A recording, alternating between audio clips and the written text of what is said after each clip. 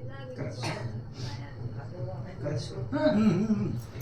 रडती एक पडती एक शोक मूर्छित होती, परिचारिका धावून हसती सावध करती तया ते. आता काही रडायला लागलेले आहेत, काही जणी मूर्छना आलेली आहे, काही जणी नाना प्रकारचा शोक करू लागले. कारण खरं त्यांचं खरं आहे ना, कारण का स्वतःचा पती येतो आणि पती हाच परमेश्वर असतो, म्हणून ती स्वतःच वृद्ध सांभाळू लागलेले का, त्यांच्या परिचारिका येऊ लागलेल्या का, त्यांना सावध करू लागलेल्या का, आणि सावध करून असताना त्या ठिकाणी उठवून बसवितात. एक मने राया समान उपरी न देखे शत जन्म, आहारायाचे मानिक धन माया होऊनी आगरिक. आता म्हणजे आपल्या हे असणार आणि राजासारखं आपल्या मालकासारखं असणार 7 जन्म अशा प्रकारचा पती मिळणार.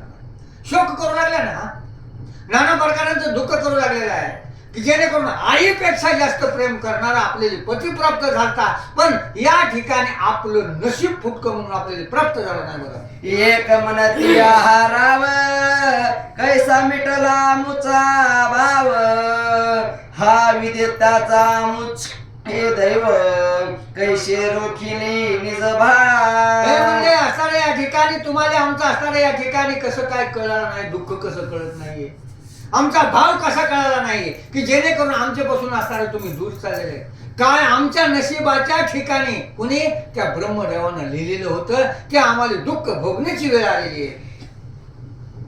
जय शिवच्छा लागे गाय एक घडीन टाकून जाय, त्याची नीती तो परिराय होय माय आमुचा. जशा प्रकारची असणारी गाय वासराला सोडून असणारा 1 घंटाभर राहत नाही, त्याप्रमाणे असणार आणि हा असणारा राजा आम्हाला सोडून 1 क्षणभर राहत नव्हता. त्याला त्या ठिकाणी कसल्याच प्रकारचा असणार आमचा विसर आणि पडू देत नव्हता. अशा प्रकारचा शोक करू लागला. आगे सय करून एक शयनी परसने राहे चांगुलपणी, किंचित कोमाली पाहता वदने अर्थ पुषे तयाचा. एवढ्या मोठ्या पत्न्या होत्या, पण एखादीचा जरी चेहरा सुकला तरी असणारा आपल्या असणाऱ्या मालकाला कळत होतं. ताबडतोब येणार आणि आपल्याला विचारणार की जेणेकरून असणारं तुला दुःख का झालंय, अशा प्रकारचे आम्हाला विचारपूस करत होता. पुषे पर्यायिष्टे समान राव पूर्व करी संदेह करून, जैशी माय करी कन्या कारण तैसाला पायी तसे. जशा प्रकारची आई आपल्या मुलीचं असणाऱ्या या ठिकाणी कौतुक असणारं त्या ठिकाणी पुरवतीये, तिच्या मनाच्या ठिकाणची इच्छा परिपूर्ण करते, तशा प्रकारचा असणारा हा असणारा राजा आणि आमचा असणारा या ठिकाणी पूर्ण मनोरथ परिपूर्ण करत होता. अशा प्रकारचा शोक करू लागल्या. आयशिया माया जयाची चित्ती तो आता होऊनी निशमुती, कैसा जात शेषती आमा शव करून या. एवढं असणारी आमच्यावर माया होती, एवढं मोठं वैभव आहे, एवढं मोठं असणारं सगळं घडगंड आणि एवढ्याचा त्याग करून अचानकच तुम्ही असणार इथून आणि असणार गोसाई होऊन आणि कुठं चाललाव, कसे चाललाव, हे तुम्हाला असणार एवढं निष्ठुर कसं झालं बरं. तरी आता अर्थहीन राया जाता मुचे प्राण, आमाने टकवानी करून आघोर राणी सोडीशी. अरे अरे अरे आम्हाला या ठिकाणी असणाऱ्या या ठिकाणी टाकून असणारं चालला म्हणजे आमचा असणाऱ्या या ठिकाणी प्राणच गेला म्हणून समजा. जशा प्रकारचं असणारं एखाद्या हरणीला असणारं वाघाच्या जाळेमध्ये टाकून जावा, तो असणारे गाय असणारी वनाच्या ठिकाणी असणारी एखाद्या वाघाच्या पिंजऱ्यामध्ये सापडावा, तशा प्रकारचं आम्हाला टाकून तुम्ही कुठे जाता बरं. ऐशे म्हणून आरंभती उतरुनी मावरती पडती, पुन्हा उठून रायाशी पाहती दैर्यवानी शरीरे. अशा प्रकारच्या नाना प्रकारांचा शोक करू लागलेल्या त्या जमिनीवर काही पडतात मूर्छना येऊन, पुन्हा सावध होत्यात, पुन्हा राजाचं मुखचंद्र पाहतात, पुन्हा अजून शोक करू लागलेल्या का, अशा प्रकारचं दुःख करू लागल्यावर मग म्हणती हाजीराव मी वित होताशी कैसा भाव, की मही लागिया कामदेव अवतार दुसरा दिसत शे. आमचा भाव असताना कशा प्रकारचा तुम्ही पूर्वीच होता, कशा प्रकारची इच्छा असणारी या ठिकाणी आमची पुरत होता. जणू काही या ठिकाणी असणारे काम देवच आहेत का काय, जेणेकरून असणाऱ्या मनाच्या ठिकाणचं तुम्हाला कळत होतं. अशा प्रकारचं त्या बोलू लागल्या. आहो राजाचे वैभव वर्ण ठेवता वाटत शे शस्त्र नयन, तो पुरुष शरीरा दैवावान भिक्षा मागे घरोघरी. अहो किती वैभव आहे हा. त्या इंद्राचं वैभव तरी असणार ह्या तुमच्या वैभवापेक्षा कमी आहे. एवढं वैभव सोडून असणार आणि या ठिकाणी असणार तुम्ही काय करू लागलात आणि भिक्षा मागू लागलात दारोदार. हे तुम्हाला जमतंय का बरं? ऐशे बोलून या पाहता त्यात पुन्हा सोडून या शरीराते, मग सकल श्रिया उठून रायाते वेडा घातल्या स्त्रियांनी. अशा प्रकारचं नाना प्रकारांचा शोक करू लागलेला था. पुन्हा असताना त्या ठिकाणी सगळ्या उठल्या आणि त्या असणाऱ्या भरतरीच्या चौकडून असताना त्यांनी काय केलं, जसं बाया भुलई खेळत होत्या का पहिली, आताच्या पूर्वी भुलई माहिती आहे का नाही कोणाला, तशा प्रकारचा असणार ते मध्ये भुल बाठवला आणि चौकून असणार सगळे याडा घातला.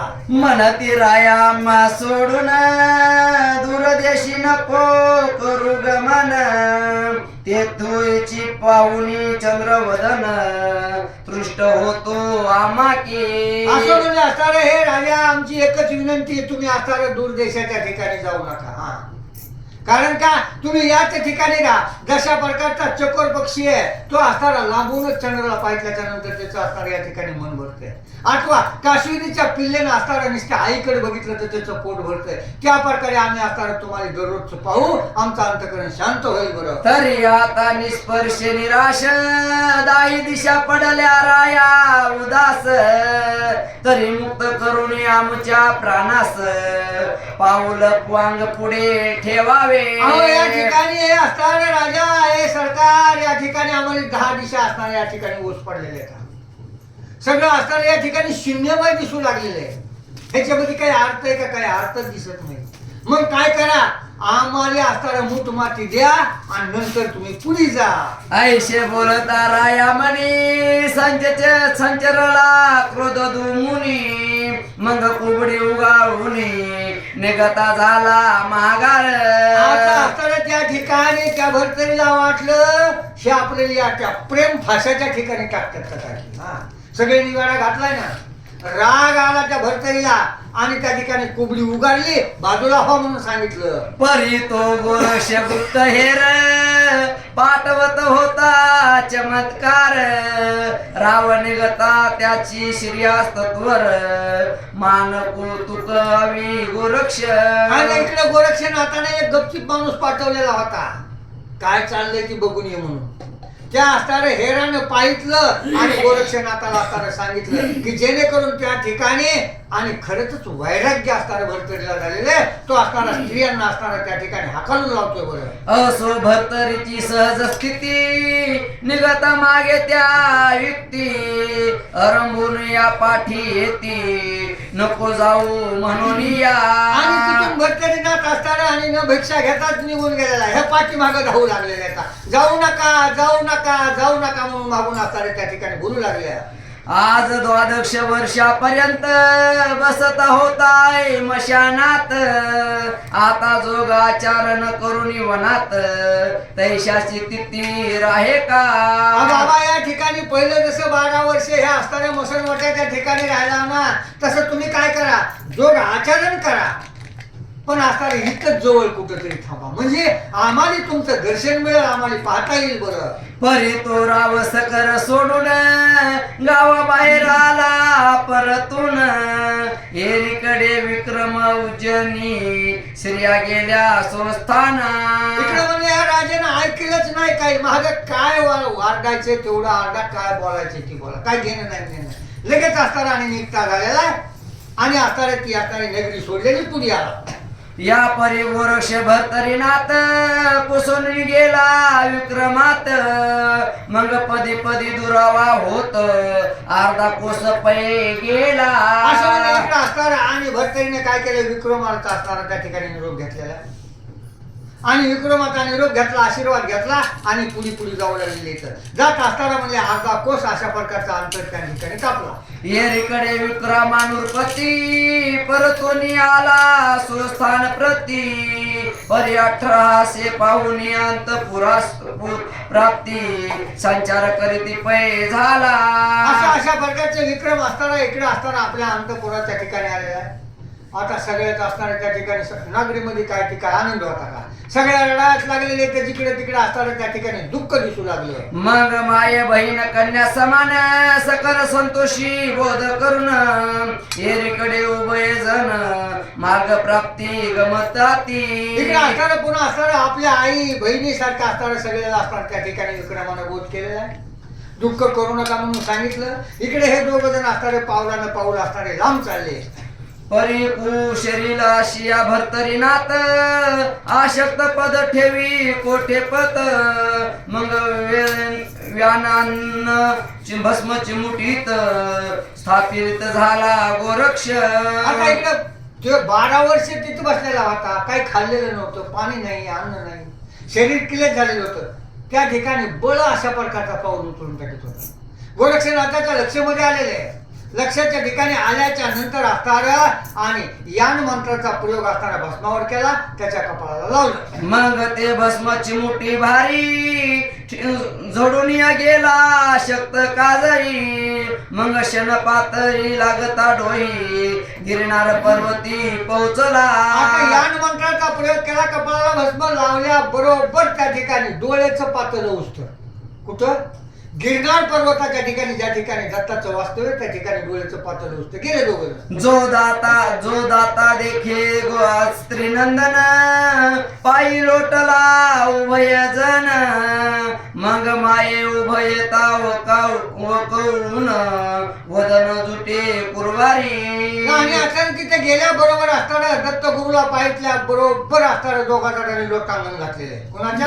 दत्ताच्या पायावर. त्यांनी असताना जशी आई असणारे लई दिवसाला मुलगी नांदून आल्याच्या नंतर जशी कडकडून भेटते त्याप्रमाणे दत्तात्रयानं आणि कडकडून मिठी मारली दोघा जणाला. मने वत्सा गोरक्षनाता भरतरी करिता शिनली तुता ऐशे म्हणून या कुरवारिता वारंवार मुखाते. हे गोरक्षनाथा भरतरीसाठी असताना मी तिला तुला किती कष्ट घ्यायला लावलेले, किती शिनलास, किती भागलास असं दत्त गुरु बोलू लागलेले. आणि त्या गोरक्षाला मांडीवर बसवलेले आणि सारखं सारखं मुखावून असणारे हात फिरवू लागले. त्याचा त्याचा प्रकरणी मोह स्थिती राया भरतरे संपादिती मने वच्चा श्रम भूती आणि ते मम वच्चा. आणि असं तशाच प्रकारचं त्या भरतरी नाताला बी करू लागलेले, मुखावून हात फिरवू लागलेले, त्यांचं असताना लालन पालन करू लागलेले. बाळा किती कष्ट असणार त्या ठिकाणी, तू घेतलं बरं. असले स्थिती या वृत्ती तू सकळ एकमेकांते घोटा निदोनिया चित्ता संचरला संतोष प्राप्तीवरी तरीवरीला. असं असताना अशा प्रकारच्या त्या ठिकाणाची गाठी असताना एक ठिकाणी झालेली आहे, जेणेकरून असताना त्या ठिकाणी जसं गंगा यमुना सरस्वती मिळावत तशा प्रकारची अवस्था झाली.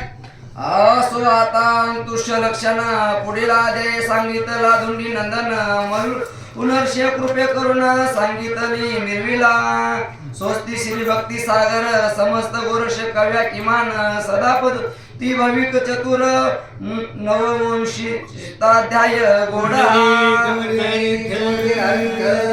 श्री ज्ञानदेव तुकाराम.